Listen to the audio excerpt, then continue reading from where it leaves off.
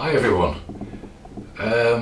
Something a little bit different from the hit and miss engine. Just have a little break from that, and I thought I'd show something else. One of these videos I probably did about 2 years ago. I'm a member of a forum, and one of the moderators on there had asked me if I'd done any films on this subject, and I said no. And I did actually make a film way back 2 years ago, and it's about making rings. Two types, coin rings and from ex-minted coins, if you like, no longer in circulation, particularly 2 shilling pieces and half crowns. I've actually put that together. This is the introduction to it, and I'm going to show that video.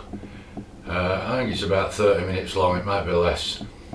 Introduction showing you all the equipment that you'd need if you're going to make rings. And I've seen videos on YouTube. There's loads of people making rings. Some of them are absolutely out of this world, and I think that's all they do is make things like that and jewellery, and they're obviously experts at it. Well, of course I'm not, but I do attempt to do my best. So the first video I'm going to show you out of 3 is what you would need if you wanted to start making your own jewellery or rings, excuse me. So I hope you like it. It just shows you all the equipment. A lot of it you can make yourself, some of it you can't, probably. I suppose if you were clever enough you could. Part 2 will be about making coin rings, and part 3 will be about making jewellery type rings with inlays in them, quartz and various colours and things like that, luminous and all sorts, from stainless and aluminium, various. You'll see the rings I've made, and I've actually made about 3 times more than that and given away quite a lot, especially the coin rings. Okay, hope you like it, and we'll come back at the end and do an outro if you like. Thank you. Hi guys, I'd like to make a video about making rings, and I know on YouTube it's been done to death and there's loads and loads of them, but just to show how I do it.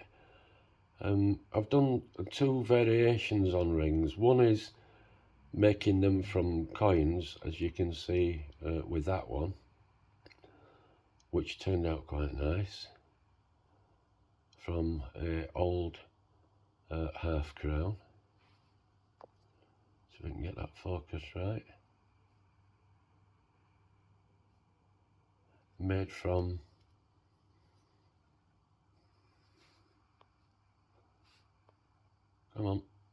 one of those, which is well, it was a 1966, that's a 1967, but I'll show you how I go about it. I think I need to get rid of Grandad. He's causing trouble there. Let's move him. He's causing the focus trouble, so we'll shift him up there. So yeah, various coins. That one's a half crown, of which I've got quite a lot of those, and I don't believe it's illegal to do this because they're not in circulation anymore. This one, if I can spot focus this one, well, maybe I don't need to. You can see what it is. Let's see if I can see what it is. Alright, it wants to be that way up. And that's a 2 shilling piece. And as any of you know the old coins will know that a 2 shilling was smaller than a half crown. So your half crown is larger, and obviously, as you can see there, your 2 shilling and your half crown, different sizes. This is another one I did, and that's never been finished. It wants finishing off. It's still a little bit tapered, but that hasn't been touched or coloured in any way. Again, that's a half crown, which you'd probably struggle to see. There's no damage to the see if I can spot focus on it.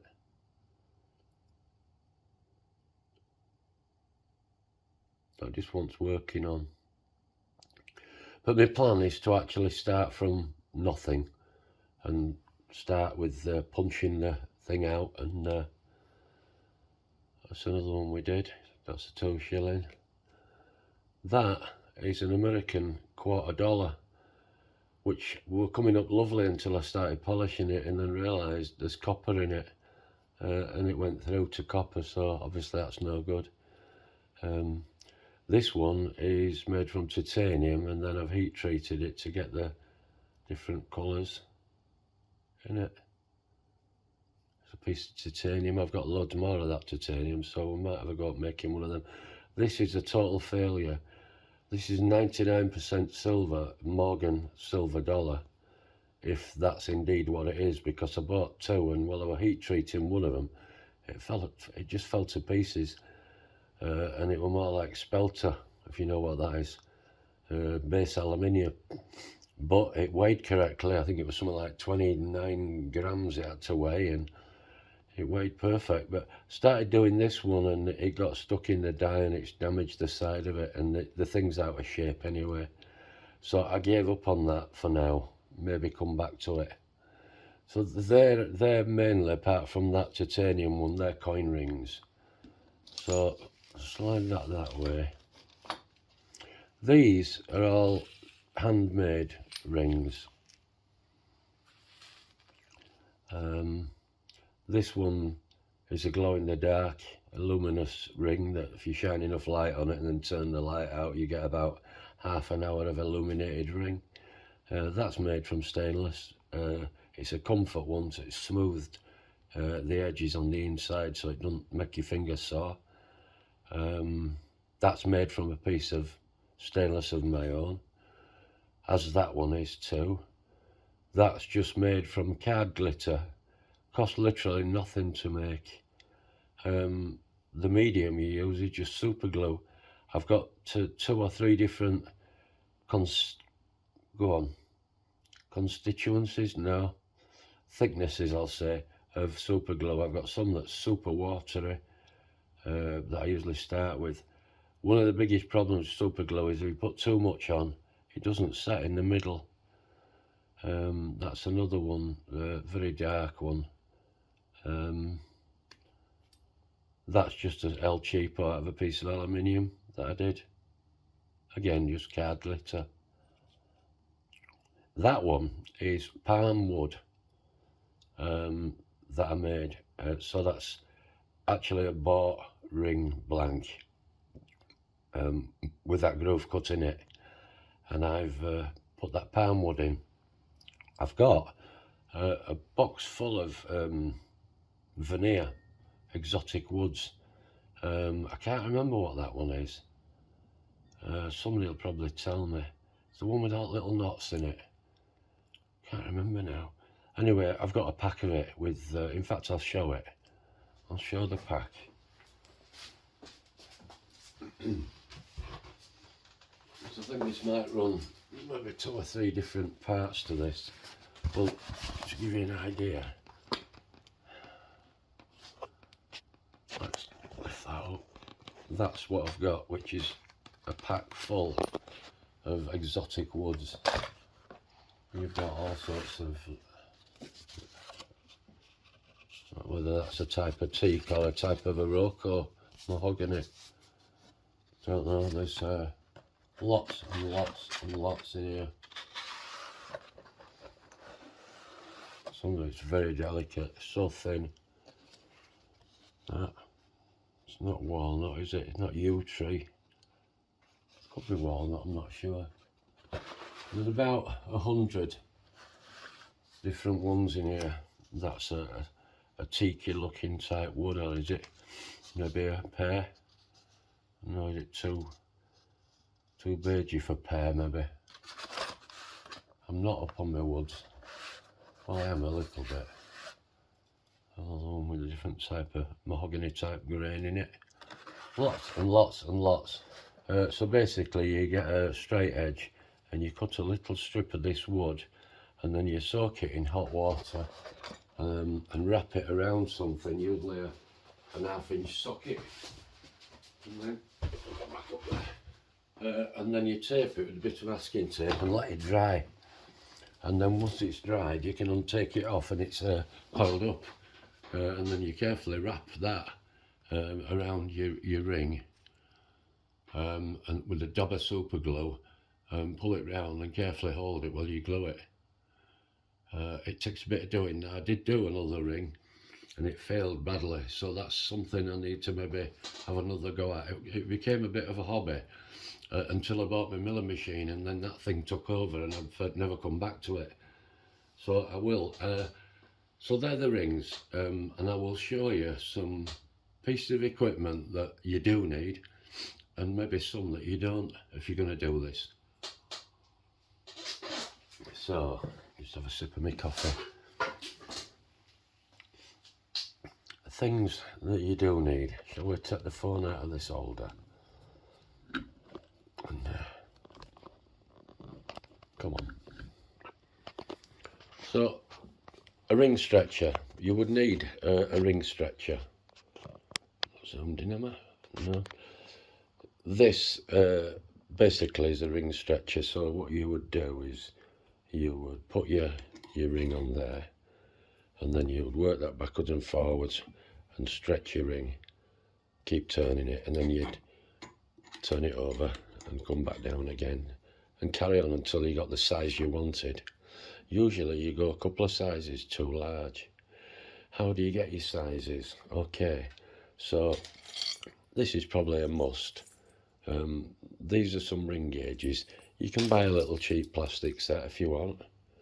They're not expensive, but they've got every size that you'd need. So once you find someone's ring size, you then use this, a measuring stick. And it gives you in different things. It's let's have a look. We've got a number, so that black line there is numbered rings. That other one I ain't got a flipping clue what it is. It just says U, so I don't know what country that is. Then you've got United States and UK sizes. The UK sizes are letters, so, and that's what they are. They're all in letter sizes. So you need one of those because you need to resize the ring. As I say, you stretch it a little bit too far on there. And then you bring it down in this, which is a double-sided die. And they're tapered. And you would sit your ring in it. So if we're doing a coin ring, we'd find out what would fit best. So if like that is too far tapered, and it needs pushing again, so we'd put it in that way into that die, and we'll put it into there, we'd spin it round to there, and then bring that anvil down and would push into that. Must remember, if you're doing this, you need a blow lamp and a pot of cold water, and you need a pair of tweezers that aren't going to melt, because you do need to anneal when you're doing coin rings.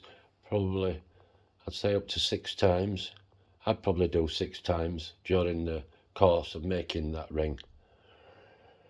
Equipment. So you really do need a ring sizer and some ring gauges, and you really do need a stretcher.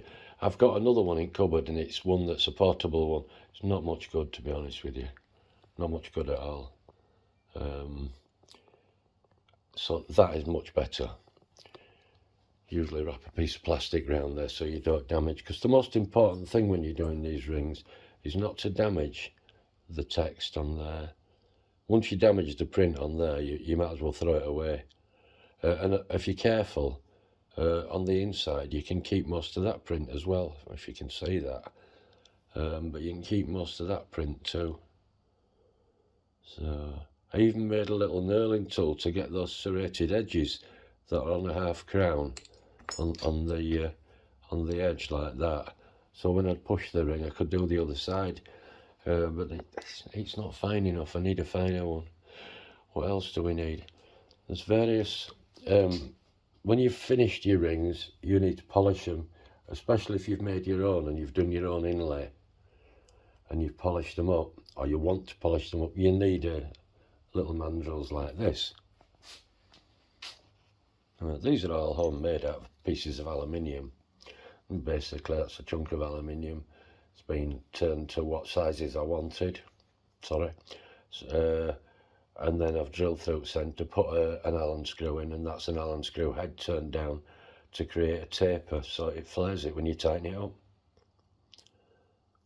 So yeah, I made a few of those for different sizes, but they're only a few minutes to knock up if you ever need to do any. So you really need something like that to grip it. These are pushers that I've made from Delrin to push through that tapered cone which I made, but I didn't have 100% success with it. The one that I am having success with is one that I bought, and I will show you in a minute. But how do we get a hole in a coin? You end up with all these pieces. How do you get a hole in a coin? Well, when I first started, I bought this set here. Let's put this back so I'm not jumping about. Let's bob this back into this little vise so I can show you better what I'm doing. Hang on a minute. Right. A little sip of coffee. So I bought this set, which are not expensive, and it's punch kit. And basically it's a plate with a slot in it, and then all the different size punches made from like a hardened steel. So if you're doing that one, you'd use that one. One I'd probably been using would have been something, maybe that one. Or no, I'd probably use that one most there. So you put your coin in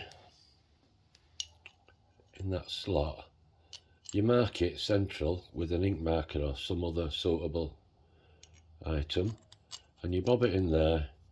You put the hardened steel punch in, which we do know it fits. Hang on. No, it don't. It's that one, you turd. Right, so you bob that in, and then you go over to your press and you press that through, or you get a mallet or a heavy lump hammer even and bray it, and you bray a hole in the middle of your coin. It was highly unsuccessful because every time I brayed a hole in a coin, and I didn't bray them in, I've got a 12-ton press, so I very carefully brought the ram down and pushed and punched a hole through, and it was never ever exactly, if you got the micrometers, it would never bang on centre. So I had seen somebody using one on YouTube in America, and I looked it up, and it was a very, very expensive piece of kit to buy, and I thought I can make one of them. So I went to my local plumber's merchant who do stainless, which is J.M. Hunts and Company in Normanton, near Pontefract, and I bought a 2.5-inch BSP coupling, and then I bought two. These are called test plugs.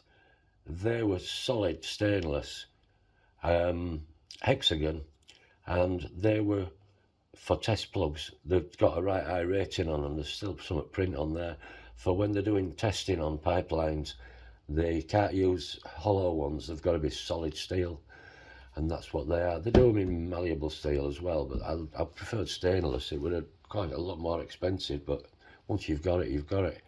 So I bought two end caps that screwed into there, and bear in mind these had hexagon on, and I will put photos because I've got some before photos as I was making this, so I'll do a build on this as well.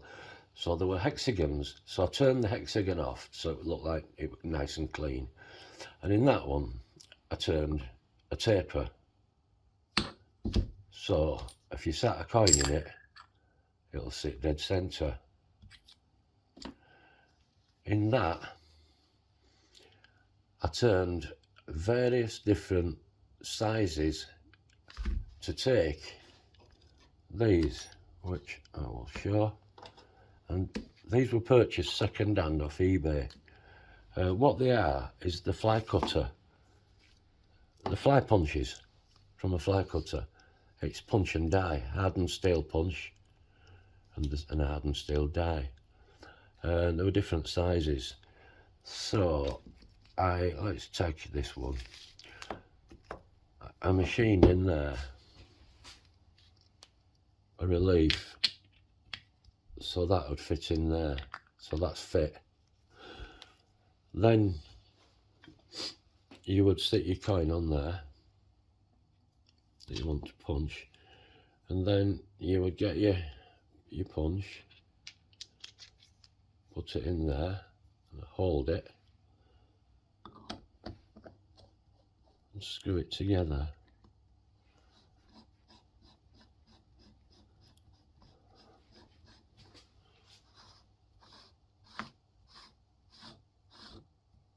Now, if I loosen it a bit and shake it, you'll hear a rattle. That's the coin rattling about. You nip it up. Now I know that coin in there is perfectly central because the cone has pushed it central. So now I wouldn't punch that through like that. What I'd do is put some beeswax on, or any kind of release agent you can get your hands on. But I've got a load of beeswax from when I was doing some fiberglass manufacturing, and put that on the punch and on the coin, and you push that through and you press. Again, if you haven't got a press, break through with a hammer, and basically it punches out the centre of the coin, and out comes a little piece like that.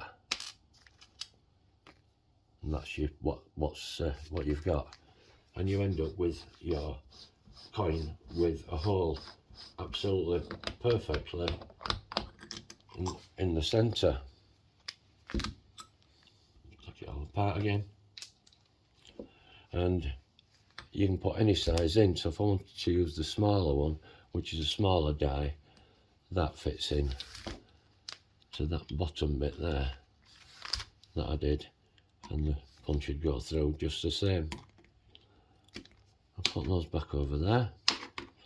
So that's something I made, stroke bought, bit second hand, and it's brilliant. It's absolutely brilliant. And you know, it's not a must. You don't need one. You could do it the other way, or you can even just drill the centre out if you want with a drill. But if you want to do a lovely ring, you need that hole dead centre. If it isn't, you might as well throw it away, because you're never going to push that ring. You have to invert these things with a cone, which I'll show you. Another mouthful of coffee. Oh, before I do, there's another piece of kit that I bought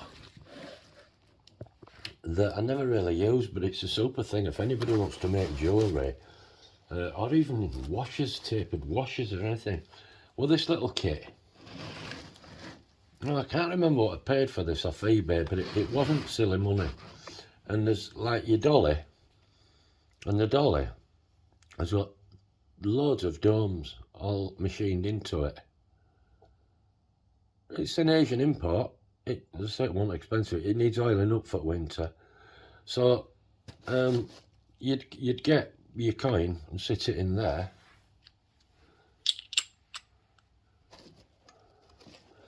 and then you'd centralise it all. This is assuming you've got your hole punched in your coin, and you would sit that on it and put it in your press and push, and you'd start inverting the coin. Quite a nice thing. But again, I say it's called a doming block, and it's something I've never used. So I shall cover that back up again. What I do use is this.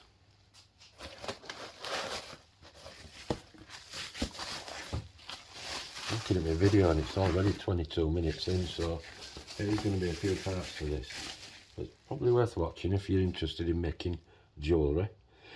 So these are some, again, Delrin pushers that I made myself. Just so it didn't damage the coins. The biggest problem you've got is damaging the print on the coins. This is a bought set. There's very little of this that I've actually made. So this is a pusher just to sit on it. There's another one there. There's another one there. That's supposed to fit on the ram head of your press, but it doesn't. It's slack on mine. Could do with some sort of packing in there so it'd push on tight, but it gives you a surface to push on, so it's quite good. Right, so what you get is, so let's straighten the phone up. So these are the 4 dies that you get. So let's go for the biggest one. And we'll check out, well no, let's go for the next one down, which is that one, isn't it? Right. So we get our half crown and we want to push it inside out, literally. So we can wrap that in PTFE tape, insulation tape, whatever you want. Wax all this in and put your coin in. Oh look, it does fit. I didn't think that were going to fit in there. So that would be fine. In actual fact, I suppose that would be too big. That one. Yeah, it would. So we wouldn't use that one. I did use that for Morgan Dollar, I think. So we'd bob that in there. And we'd get our little pusher and we'd put that in the press and gently push through the hole and push that down, being careful not to crush it too hard once it gets down against the side of this taper, because these are tapered. I'd then transfer over and I'd put that one through. Now that taper and that taper are the same, they're a matching pair. So I would know that when I started feeling resistance that I would stop, because that's the point where it would start crushing the outside of the ring and marking the writing on it, and indeed the inside too. Many times unwrapping, annealing, rewrapping, and eventually you end up with a tapered ring, which you'll see when we make one. And that's where you start on, I'll do this again. This is where you start on the ring sizer. You start doing it on stretcher and start doing the stretching on the ring. I've gone on for long enough on this, but I've shown you basically all the equipment that I've got for making the rings with. Even show you that, a bottle of liver of sulphur, which gets you the black antique look on your ring. That's what that one's been done with. But we'll do it all. So this could end up being 2 or 3 parts long, but I'm going to make some rings on the lathe and we're going to do some inlay. I might do some like this with some sort of glittery stuff. I've got some proper crushed opal, so we'll maybe have a go with crushed opal.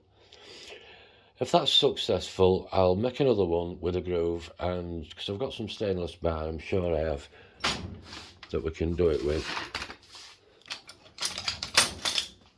I think I used that last time. Some stainless bar. Yeah, that's big enough. And so we'll make them out of some nice stainless so you don't get mucky fingers when you're wearing it. And we'll do it on the lathe and run it super slow and show you how I put the glue on using the back gear on the Myford and running it extremely slow. And then in another one we'll do some coin rings, which again, it's all done to death on YouTube, but it's my take on it, how I do it. And I always make a, excuse my language, I do make a mess at some point. So you're going to see it, my mess. There you go.